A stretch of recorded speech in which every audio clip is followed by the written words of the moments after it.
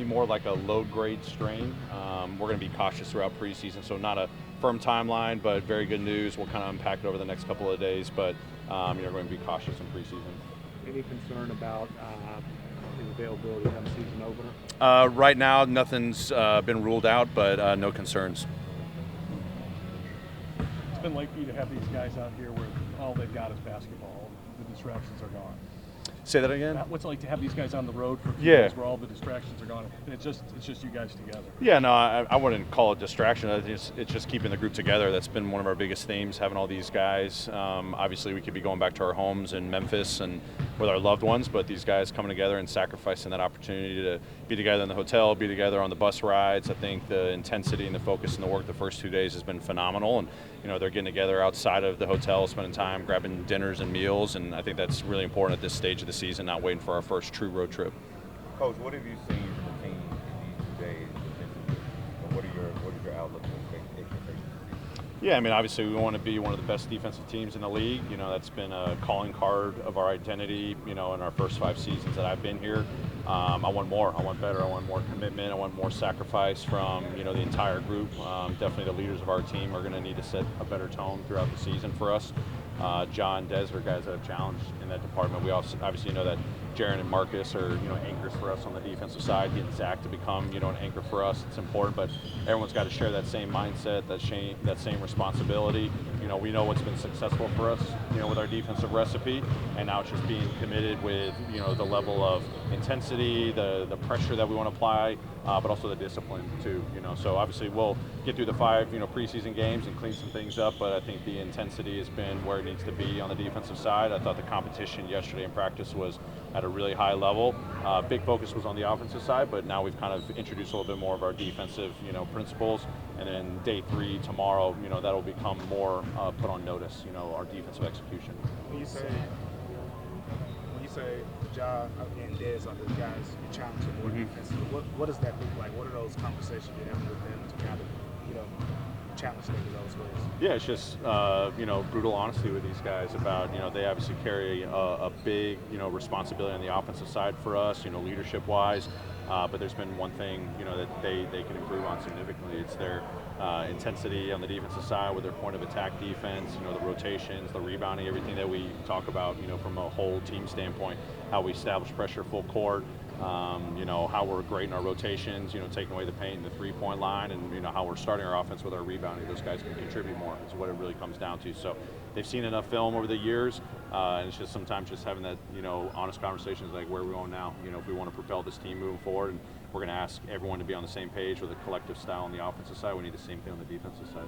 With Zach potentially having a role right away, is it more important, or is there more emphasis from you guys in making sure that he's up to speed when the season begins? Yeah, I mean, I think he's a smart dude. He's picked up a lot, dating back to summer league. So we've got a lot of corporate knowledge even built in. Every rookie's going to go through this. Obviously, he's got a unique background with how he played at Purdue. But I think right now with our style of play on the defensive side, him getting up and down the floor, that's answered a lot of questions for me. Can he do it with the minutes that he's going to get? Time will tell. But the way he trains, the way he approaches his work every single day, how he's going with this like full speed mentality on both sides of the floor right now, and training camp's been great. Obviously a lot's getting thrown at him. We're trying to throw the whole textbook at him and see where it's landed, and there's a lot of areas he's grasping really well, defensive coverages, even the spacing that we're talking about, trying to be interchangeable there. And then there's some things that we'll pick up the pieces with as we go day by day. Taylor, Zach talked on Monday, Zach Garman talked on Monday about being better prepared for the next man up scenario, as you guys have had experience with that.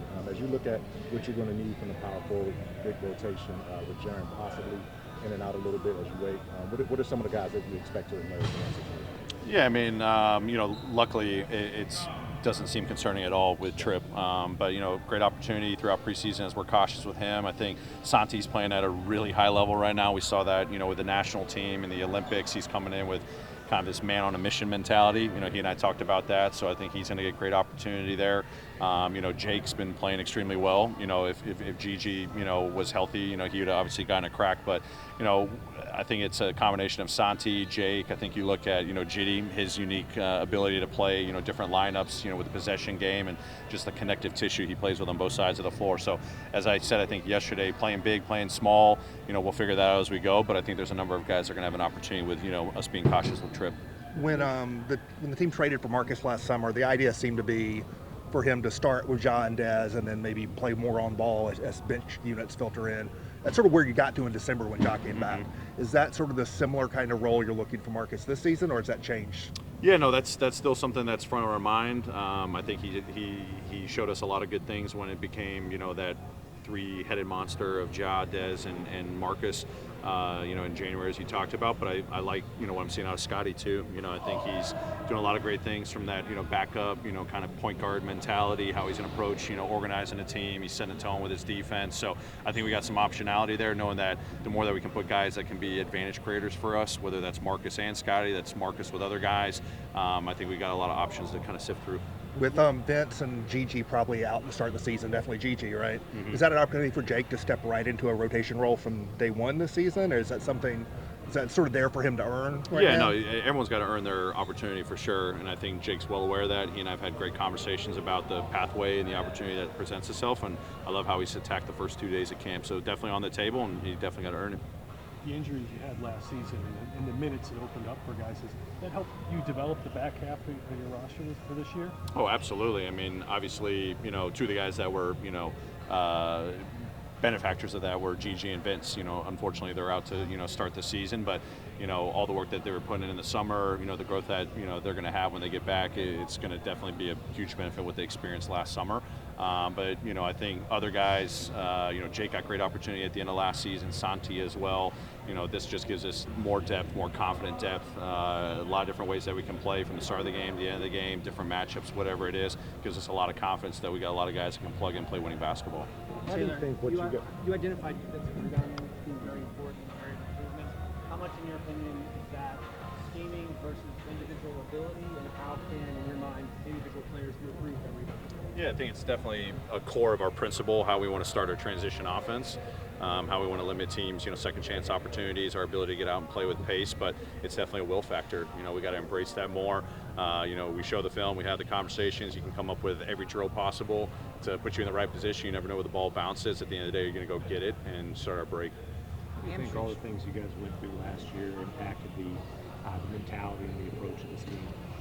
I mean, as I said, it definitely humbled us. You know, last season, throughout the offseason, you know, I don't think I was the only one that was pissed that we weren't, you know, having the chance to play. Nothing's earned, nothing's given to play playoff basketball, which, you know, we had experienced in the prior years. But I think gave our guys that sense of not taking anything for granted and, you know, taking advantage of the opportunity. I thought we saw a lot of positives, you know, whether you want to call them silver linings or not, from a lot of different guys, not just, you know, the Gigis and the Jakes and the Vinces of the world, but even Jaren's growth last season, you know, even Dez's, you know, growth last season. But our guys just have a renewed energy that, you know, yes, health is a big driver of your ability to go out and play, you know, winning basketball. But, you know, it was definitely a growth season that hopefully we can put in the past and get focused on this year with, you know, just a renewed urgency.